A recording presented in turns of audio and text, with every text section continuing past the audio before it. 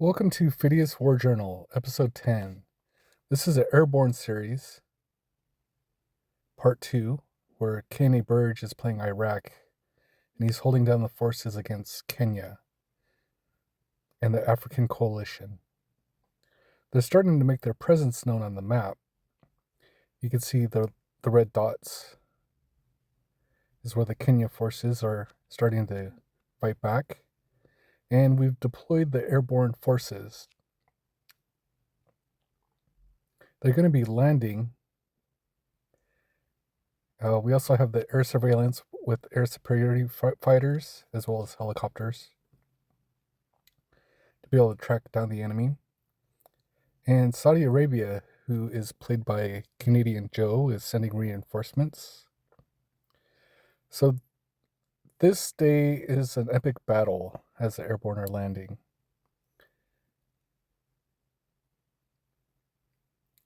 We got helicopter gunships attacking their infantry, and it's not much of a resistance as it's mostly infantry and some National Guard. But in this episode, I'm trying to show some of the benefits of using airborne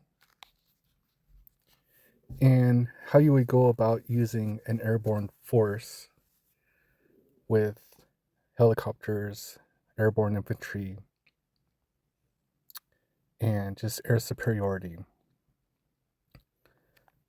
So airborne infantry are pretty awesome if you can invest in them early game, because they deploy to a large range considering that you have air bases.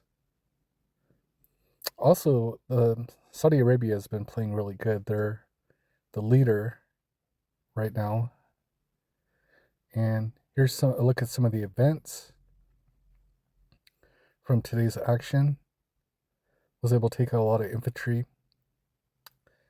If you see the little white dots on the map, that's how I'm controlling the game. Those are me touching the screen, kind of showing you how to maneuver around if you're playing on mobile, like on a tablet or a cell phone. So I do hope to give you some good tips and advice along the way and give you an idea of what it's like to play as an air player.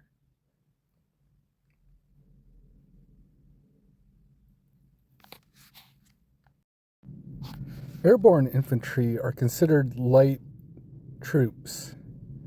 They only have limited gear because they're dropping in, and they only have 15 hit points, which is roughly about half of I think regular infantry are going to be about 15,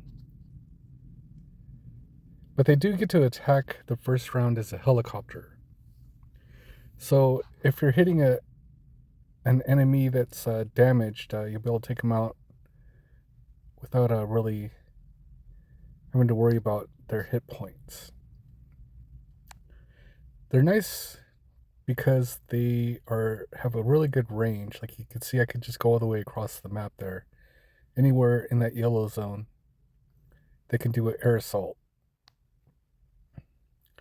And that's really good for taking over mountainous terrain that would regularly take 8 hours for a regular infantry troop to drive up. They can just air deploy to the top of mountains, so they're really good at taking over that type of terrain. And then in this game, one of the opposing nations had left their cities wide open, so I could have just airdropped into the city and taken it over without any resistance. So basically, you could scout it out with your air superiority fighters or helicopters, and if it's open, then you could just airdrop in, and if they have left their defenses down unwisely. If I was playing solo, I probably wouldn't use air superiority or airborne in the beginning stages. But part of being a coalition force is that you're able to take a little bit of advantage of knowing that you have neighbors that are protecting your borders and can reinforce you in the first few days.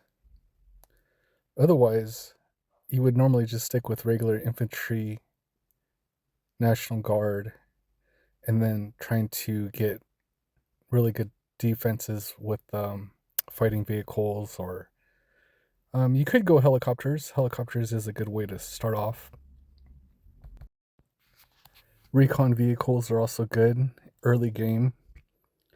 I think the goal in the early game is to be vigilant, as I talked about in an earlier episode, where you can both defend and attack.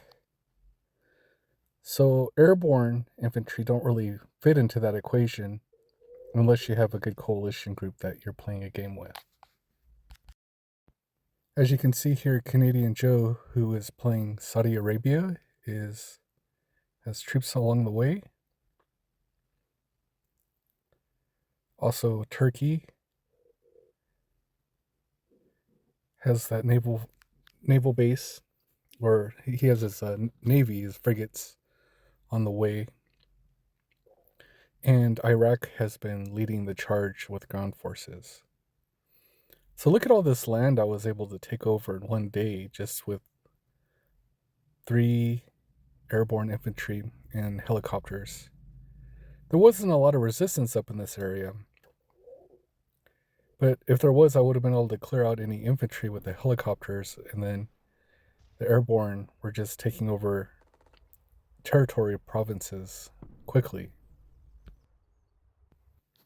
So now that I've captured these 3 coastal cities from Libya, I want to reinforce the front one, Tripoli, as that one has an airfield and a bunker and will be easy to fortify in case Argentina wants to attack from the west.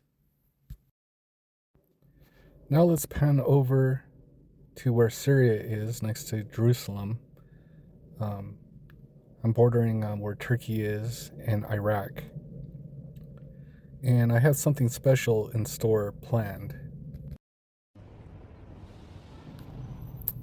I'm planning on recruiting a assault leader for my airborne team, and I'm going to find out if a stack of airborne can be devastating. He needs a strong name, so I'm going to name him Chuck Norris. Officers are strong units, and they buff up all the units in a stack. So him combined with some other airborne should be quite interesting. They get some really good benefits, like they take away entrenchment bonuses of the enemy forces that they're attacking. The airborne officer cannot conquer, but if he's paired with airborne infantry, that's no problem. And the stealth feature is also quite good because they're harder to see coming. Because he's a rear line unit in the formation, his chances of survival are much improved. This is good because the officers are very expensive. Once you research them, they do take a considerable amount of resources to produce. And hopefully you can keep them alive. His modifiers are also quite good. He only gets bonuses, and there's no negative. So you can see he gives an attack bonus to other infantry for 10%, and also for helicopters. So I'm going to have to play around with him a little bit and see how you can pair him with other units. So now that I have my airborne officer in production, I have enough electronics to produce 1 more airborne infantry. And then I would like to research the helicopters that are good against tanks and hard targets, hard targets, not soft targets, but hard targets. These are going to be good if we have an experienced player that wants to roll into either me or one of my allies with tanks or fighting vehicles. These attack helicopters are good against hard targets. They do 7 damage. And nice. So that's going to use up all my resources here. Researching the helicopters and airborne officer plus 1 more airborne infantry. In the next episode, episode 11, what I'd like to get into is showcasing the airborne officer and if he's good with as a airborne infantry stack, or if I can actually pair him with the helicopter units for attacking. So thank you so much for watching today. I hope you learned a little bit more about the pros and cons of using airborne infantry. And yeah, leave a comment if you have any questions or want to know anything else. Thank you.